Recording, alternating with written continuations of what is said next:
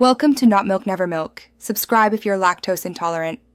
You start by prepping both video sources and the system.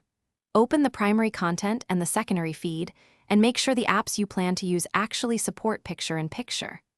Once done, enable PyP in your OS or browser settings so overlays are permitted. This prevents permission conflicts later.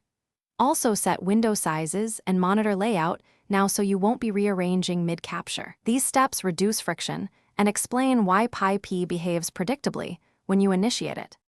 You now build the PyP composition. If the app offers built-in PyP, trigger it via right-click or the player menu and watch it detach.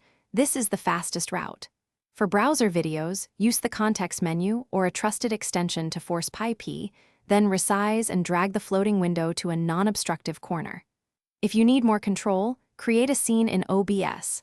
Add both inputs, scale the smaller source on top, and set your capture or virtual camera to output the combined PyP. You finish by locking positions, checking audio routing, and starting your final capture. Set output resolution and frame rate to match your primary content so the PyP looks natural. Record a short test clip and confirm lip sync and volume levels. During the session, make sure the floating window stays on top and avoid moving source windows.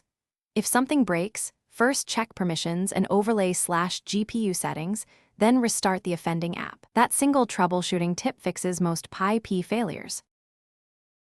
Thanks for watching. If this was helpful, leave a like and consider subscribing. See you next time.